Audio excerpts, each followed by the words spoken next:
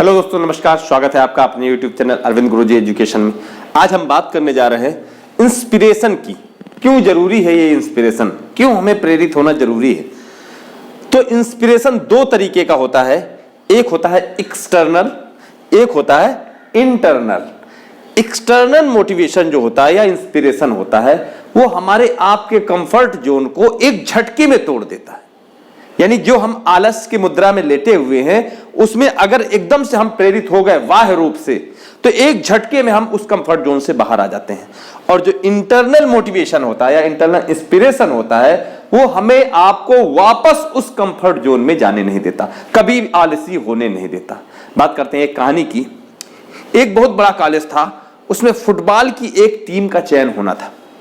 उसमें से अलग अलग कक्षाओं से अलग अलग बच्चों का चयन हुआ। एक बच्चा था जो बहुत अच्छा फुटबॉल का खिलाड़ी था, उसका भी एक टीम में चयन किया गया क्योंकि इंटर स्कूल कंपटीशन होनी थी।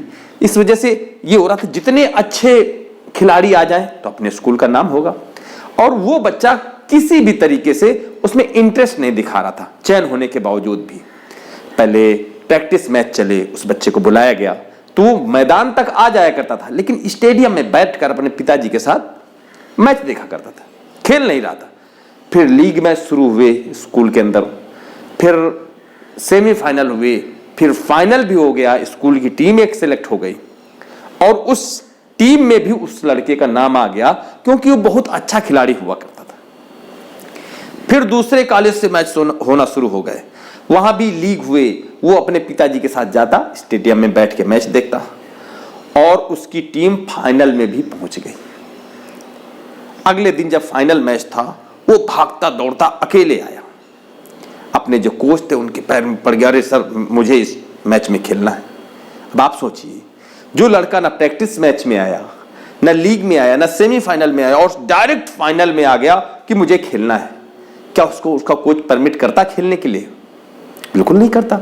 उस कोच ने भी कहा, भाई अभी तक आपने अपना खेल दिखाया नहीं है, हमने पहले कभी आपका खेल देखा था, इस वजह से आपका नाम ले लिया था टीम में, लेकिन अब हम रिस्क नहीं ले सकते क्योंकि कॉलेज की रेपुटेशन का सवाल है। लेकिन वो बच्चा बहुत गिड़गिड़ाया, प्रिंसिपल के पास गया, जहां जहां वो अप्रोच लगा सकता था वहां अप्रोच लगाया। सर मुझे एक मौका दीजिए, मैं किसी को निराश नहीं करूंगा। अब इतना गिड़गिड़ाने की वजह से सबको लगा कुछ तो बात होगी, ये लड़का इतना कह रहा है। खैर उस लड़के को टीम में ले लिया गया, लेकिन हिदायत दी गई कि अगर कुछ गड़बड़ हुआ तो समझ लो पूरे विद्यालय की रेपुटेशन खराब हो जाएगी, इतना बच्चे मेहनत करके आए हैं। उसने कहा सर हम आपको निराश नहीं करेंगे, किसी को निराश नहीं करेंगे। और हुआ भी वही। वो लड़का बिजली की रफ्तार से दौड़ा और जैसे उसको बाल मिलती वो गोल ही करता और न जाने कितने अंतर से, यानी बहुत गोल के अंतर से उस कॉलेज की टीम जीती। सब लोग एकदम आश्चर्यचकित कि ऐसा हुआ कैसे। इसने तो प्रैक्टिस नहीं की, लगभग 1-1.5 महीना हो गया जब से टूर्नामेंट चल रहा है, और ये इतना कैसे कर पाया। उसका जब इंटरव्यू हो रहा था कि ऐसा कैसे कर पाए, इतने दिन से प्रैक्टिस में क्यों नहीं आए, प्रैक्टिस करते तो और अच्छा कर लेते, और भी तुम्हारे साथी सहयोग करते तो मैं अकेले मेहनत ना करनी पड़ती। उसने कहा सर कल तक आप देख रहे थे मेरे पिताजी मेरे साथ आया करते थे। मेरे पिताजी का सपना था कि वो मुझे फुटबॉल खेलते हुए देखें, लेकिन मेरे पिताजी अंधे थे। कल उनका देहांत हो गया और अब वो जहां भी होंगे वो मुझे फुटबॉल खेलते हुए देख पाए होंगे। बस यही मुझे लग रहा था कि आज मेरे पिताजी पहली बार जब मुझे देखें तो मुझे सर्वोत्तम खेलता हुआ देखें। मुझे आशा है कि आपको इस कहानी से प्रेरणा मिली होगी कि हमें आपको जो भी प्रेरणा लेनी है तो केवल एक्सटर्नल ही नहीं रखनी है।